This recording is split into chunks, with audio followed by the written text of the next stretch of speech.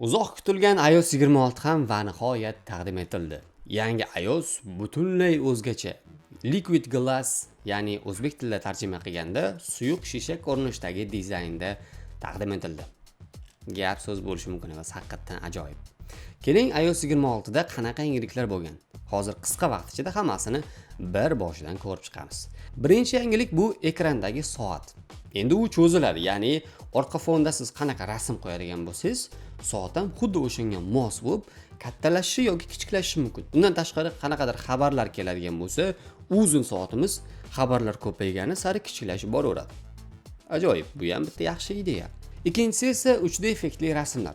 Buni yangilik desam bo'lmaydi, bu oldindan bor, ya'ni App Store'da qidirib ko'rasizmi yoki Google Play Market'da ham ko'radigan bo'lsangiz, 3D Live Wallpaper deydigan bo'lsangiz, o'sha blokka rasm qo'yadigan bo'lsangiz, u qanaqa yangilik bo'ldi?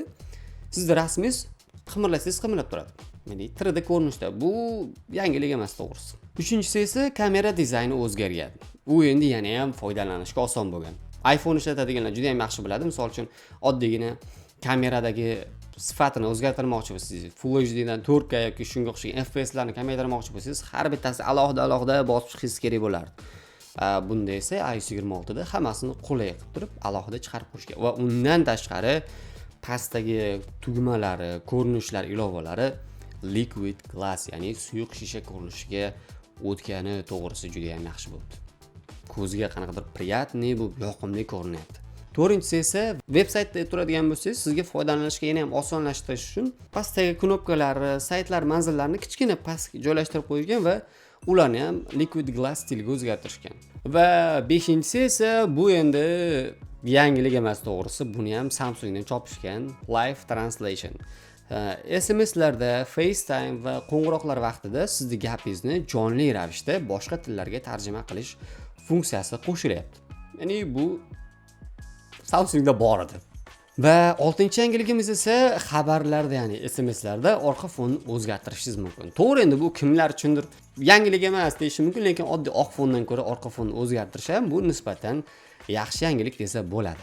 7-si esa xavfli qo'ng'iroqlarni aniqlash imkoniyati qo'shilyapti. Firibgarlar telefon qilyapti deb o'ylayotgan bo'lsangiz, pastda hold degan tugma qo'shilyapti. Bu orqali holdni bosib qo'ysangiz, telefoningiz gapirishni pauza bo'lib to'xtaydi va orqa fonda qanaqadir muzika chalinib turishi mumkin ekan. Va 8-si esa tezkor qidiruv. Telefonda skrinshotni bosasiz va qidirish tugmasini bosadigan bo'lsangiz, Apple o'sha joyni o'zida, ya'ni iOS 26 da topishga yana ham osonlashtirish uchun bunaqa tezkor qidiruv funksiyasi qo'shilibdi. Bu narsa ham to'g'risi yangilik emas. Google Lens, ya'ni oldindan bor bu narsa, bu texnologiya Google oldindan chiqarib qo'ygan. To'g'risi buni ham endi yangilik deyish darajasiga aytish menimcha qanchalik to'g'ri bilmadim. 9-si esa Genmoji va ChatGPT integratsiyasi. Genmoji orqali siz o'zingiz yoqtirgan rasmlarni yaratishingiz mumkin. Ideyangizga qarab prompt yozasiz va Genmoji sizga har xil chiroyli rasmlarni sun'iy intellekt orqali ChatGPT bilan integratsiya qilingan holda rasmlarni yaratib beradi. 10-si esa va nihoyat oxirgisi CarPlay va CarPlay Ultra. Dizaynlar butkul o'zgargan, hammasiniki yanada qulaylashtirilgan va o'sha asosiy Liquid Glass dizayniga to'laqonli o'zgartirilgan. 11-asosiy yangilik qolib ketdi o'rtoqlar, bu iOS 26 dagi mavzular bo'limi, ya'ni Liquid Design stiliga to'liq o'zgartira olishingiz mumkin. Endi sizda ikonkalar, ilovalar hammasi oynali ko'rinishga, ya'ni shaffof oynali stilga o'zgartira olishingiz mumkin. Bu to'g'risi menga juda ham yoqdi.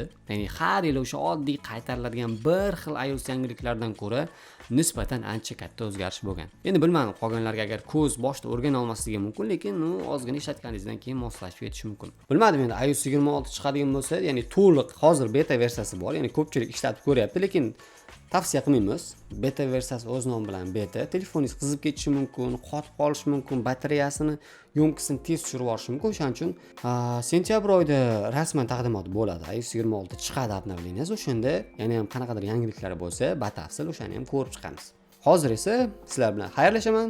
Texnologiya olamidagi yangiliklarda faol bo'linglar va charchamanglar.